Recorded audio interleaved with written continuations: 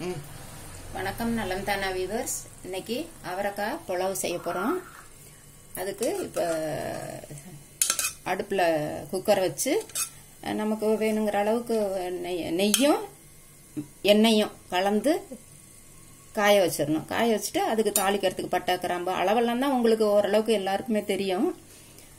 பட்டை கிராம்பு ஏலக்காய் பிரிஞ்சி இலை ஒரு பிஞ்சு ஜீரகம் அதை விட 2 பிஞ்சு சோம்பு இதை போட்டு காஞ்சதுக்கு அப்புறமேல அதை போட்டு பொரிஞ்சதுக்கு அப்புறம் பொரிய விட்டுட்டு இப்போ இதுல பெரிய வெங்காயம்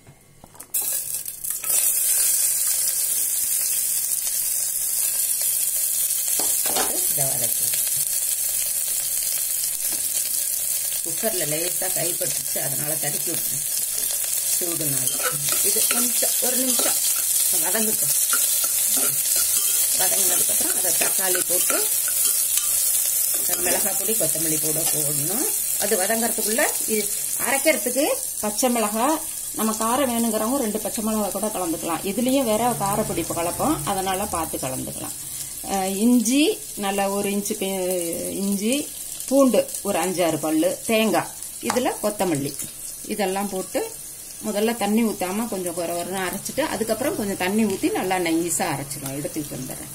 நான் இப்ப இது வதங்கறதுக்குள்ள இதை அரைச்சி எடுத்துக்கிறேன்.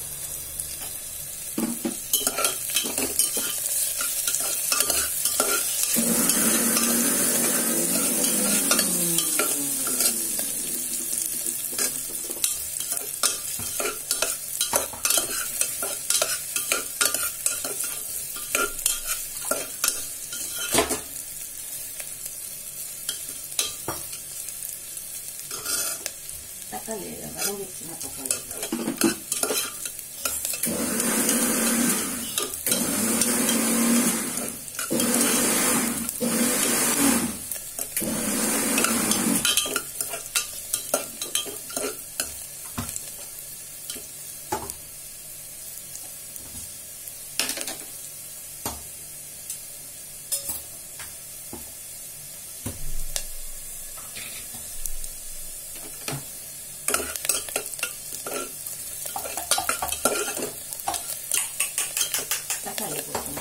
கொஞ்சம் வதங்கணும்.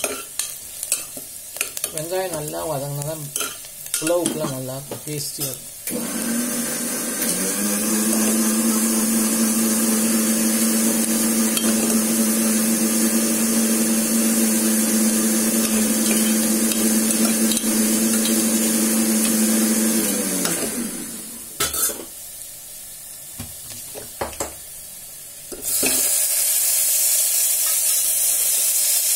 தக்காளியை போட்டாச்சு.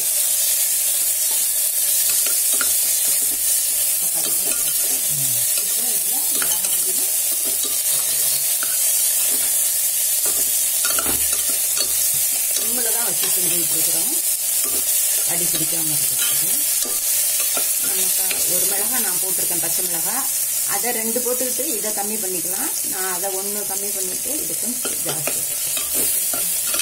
அரை கப் அரிசிக்கு பாஸ்மதி ரைஸ் ஒரு 2 தடவை கழுவிட்டு அப்புறம் ஒரு 5 நிமிஷம் ஊற வச்சு வச்சுக்கணும். இதுல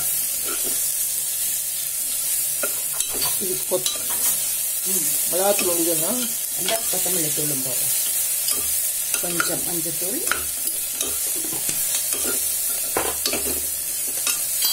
அரை ஸ்பூன் மிளகாத்தூள் போட்டேன். இது 3/4 ஸ்பூன்ல இருந்து 1 ஸ்பூன் வரையிலும் கொத்தமல்லி தூள் போடணும்.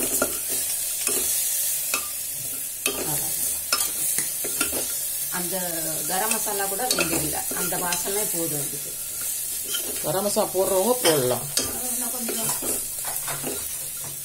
ஃப்ளேவர் நல்லா நிறைய பிடிக்கிறவங்க போட்டுக்கலாம். இதுல உப்பு எல்லாத்துக்கும் சேர்த்து போட்டேன். சரி, அவரைக்காய் அரிசி எல்லாத்துக்கும் சேர்த்து உப்பு. தக்காளி வதங்கிட்டு அப்போ கேரட்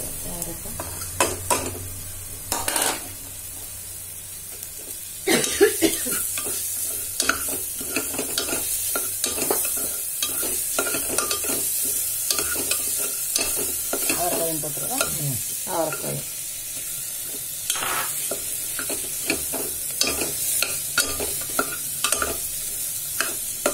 மசாலையும் போட்டு ஒரு நிமிஷம் வதக்கிட்டு அதுக்கு மசாலா வந்து பச்சை மிளகாய், பூண்டு, இஞ்சி, கொத்தமல்லி, தேங்காய். நல்லா பச்சை சேர்னா கூட இன்னும் கொஞ்சம் கூட கொத்தமல்லி வேணுங்கிறவங்க போட்டுக்கலாம். நல்லா இருக்கும் பாருங்க, ஃப்ரெஷ்ஷாக இருக்குது.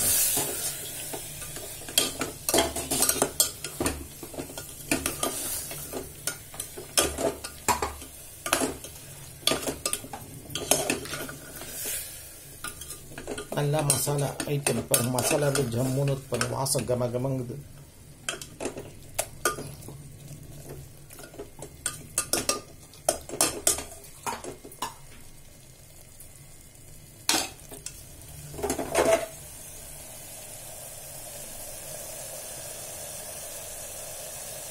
தண்ணி ஊற்றிடலாமா?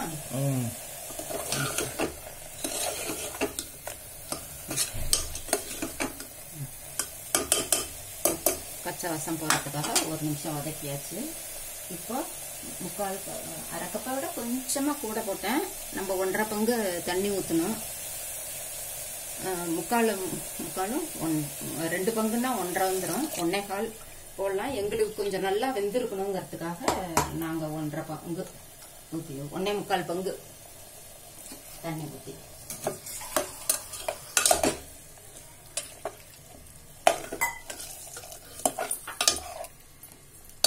இப்போ கொதிச்சதுக்கு அப்புறம் அரிசியை போட்டு மூடி வச்சிடறாங்க.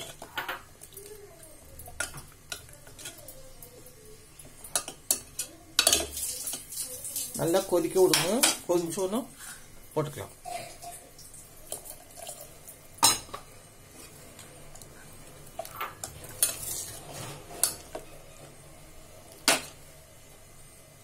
அரிசியை போட்டுட்டு உப்பு டேஸ்ட் பார்த்துக்கிட்டு பத்தலைன்னா கொஞ்சம் போட்டுக்கலாம்.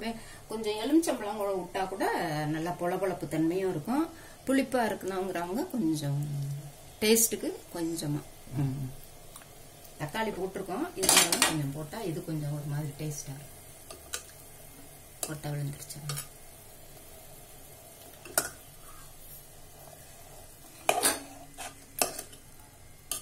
இதுக்கு யூஸ்வலா தயிர் பச்சடி, வெங்காய தயிர் பச்சடி, வெள்ளரிக்காய் தயிர் பச்சடி, நம்ம வெறும் கேரட்டை போட்டு தயிர் பச்சடி, நம்ம வேணுங்கிற டேஸ்ட்டுக்கு தகுந்தாப்புல தயிர் பச்சடி செஞ்சுக்கலாம்.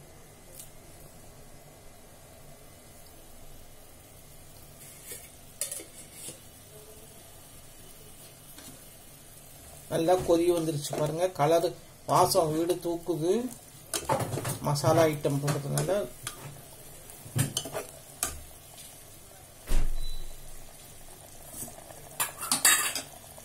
இன்னைக்கு குழம்பு செஞ்சு சிவப்பரிசி தயிர் சாதம், இதையும் சாதமாகவே செஞ்சு குழம்பு ரசம் கூட ஊற்றி சாப்பிடலாம். நாங்கள் இன்னைக்கு அந்த குழம்பு சாதம் செஞ்சு சிவப்பரிசியில் தயிர் சாதத்துக்காக செய்ய போகிறோம். அதுக்கு இது என்ன குறைஞ்சது ஒரு 3-4 மணி நேரம் ஊறினா நல்லதும்பாங்க. அதுக்காக காலையிலேயே ஊற வச்சாச்சு. இப்போ இதை செஞ்சு முடிச்சுட்டு இந்த சாதத்தை செய்யலாம். இருங்க, இதை போட்டுறேன். அதுக்கப்புறம்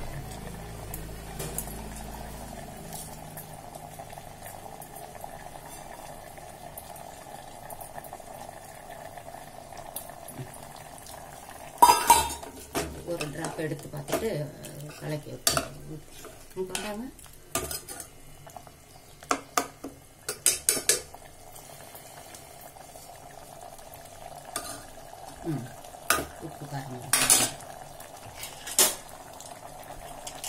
மூடி நல்லா மீடியம் ஃப்ளேமில் ஒரு சவுண்டு வந்துச்சுன்னா போதும். அப்புறம் சிம்மில் வச்சு 1 நிமிஷம் வச்சு எடுத்துடலாம். இப்போ தண்ணி கொதிக்க விட்டு போட்டதுனால உடனே கூட ஆயில் வந்துடும். வெயிட் போட்டு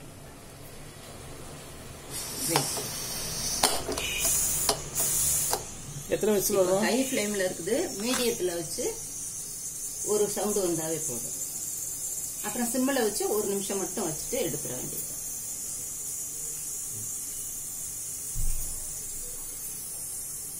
வெந்த உடனே காமிக்கிறேன்.